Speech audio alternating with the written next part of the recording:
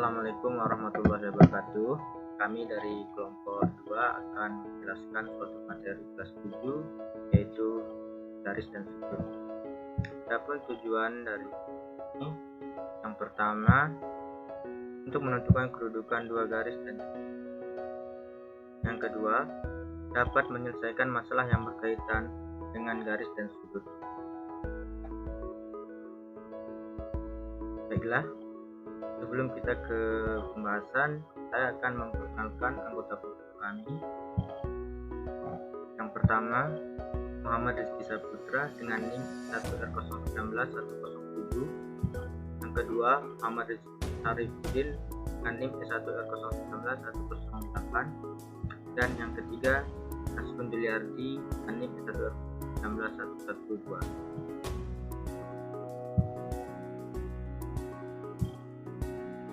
Adapun pembahasan dari garis dan sudut ini, kami memiliki pembahasan. Yang pertama, pengertian garis dan sudut. Yang kedua, kedudukan dua garis. Dan yang ketiga, jenis-jenis sudut. Baiklah, langsung saja kita ke pembahasan pertama, yaitu pengertian garis dan sudut. Apa itu garis? Sebenarnya, garis ini tidak memiliki pengertian atau definisi yang mutlak atau pasti, jadi hanya bisa ditunjukkan. Misal, ada titik A dan titik B. Jika kedua garis dihubungkan, maka akan terbentuk sebuah garis yang bernama garis AB. Kemudian, apa itu sudut? Sudut dapat kita pahami sebagai jarak putar antara dua buah garis yang memiliki titik pangkal yang sama. Untuk lebih jelasnya, mari kita lihat gambar sebuah garis BC yang bertitik pangkal di titik B dan garis BA yang bertitik pangkal di titik B. Nah, jarak putar antara dua buah garis ini yang memiliki titik pangkal yang sama yang disebut dengan sudut. Kemudian garis BA dan garis BC ini disebut dengan kaki sudut, dan titik pangkal yang ini disebut dengan titik sudut. Lalu, bagaimana dengan penamaan sudutnya? Di sini kita menggunakan dua penamaan sudut. Yang pertama, 1 huruf, dan yang kedua 3 huruf. Kalau 1 huruf, di sini menggunakan titik sudut, yaitu titik B. Jadi, titik sudut yang dimaksud adalah sudut B. Lalu bagaimana dengan 3 huruf? Berarti titik sudutnya itu berada di tengah-tengah sudut ABC.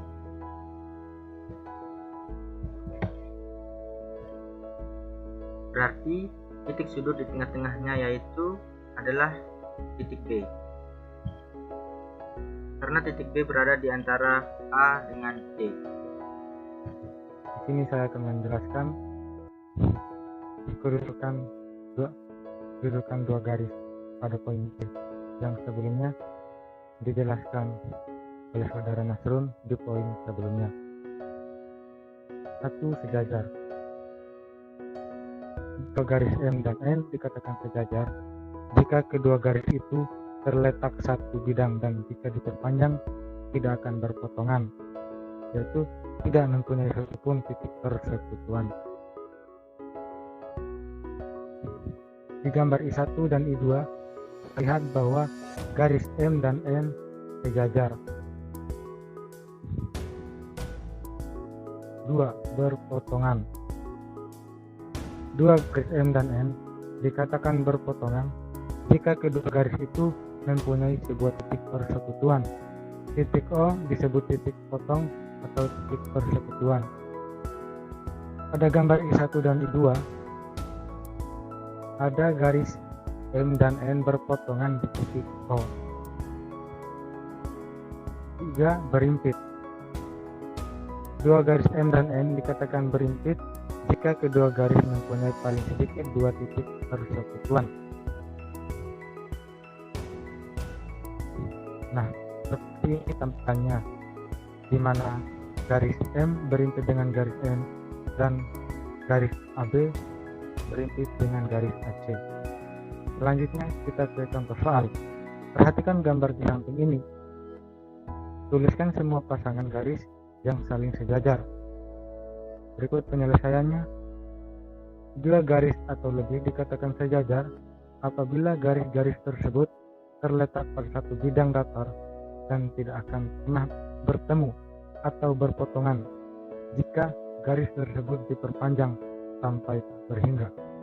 Dari definisi tersebut, maka pasangan garis yang saling sejajar yakni garis AB sejajar dengan DE, garis AC yang sejajar dengan DF, garis BC sejajar dengan garis DF, garis BE sejajar dengan garis CF, garis CE sejajar dengan garis D, dan garis AD sejajar dengan garis BE. Baik, selanjutnya sekarang kita bahas tentang jenis-jenis sudut. Ada beberapa macam jenis-jenis sudut yang dapat kita bahas pada kesempatan kali ini, yaitu dari segi nama sudutnya, besar sudutnya, dan bentuk sudutnya.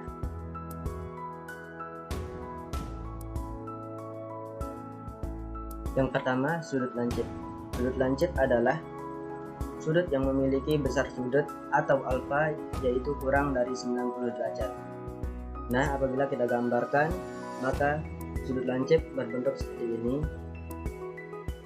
Apabila kita ukur dengan menggunakan suatu besar derajat, maka besar dari sudut lancip ini alfanya kurang dari 90 derajat. Selanjutnya, yang kedua yaitu sudut siku-siku. Sudut siku-siku adalah sudut yang memiliki besar sudut atau alfa sama dengan 90 derajat. Nah, apabila kita gambarkan, maka bentuk dari sudut siku-siku ini adalah bentuk seperti ini. Nah, apabila kita ukur dengan menggunakan besar derajat, maka besar sudut dari sudut siku-siku ini yaitu sama dengan 90 derajat.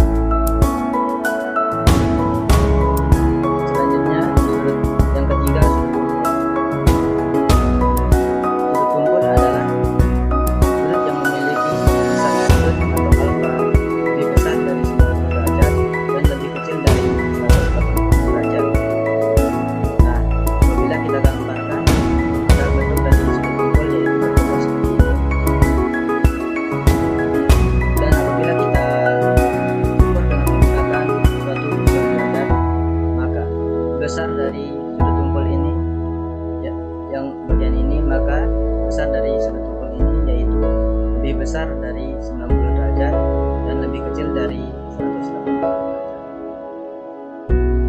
Kemudian kita ke contoh soal. Tentukan besar sudut berikut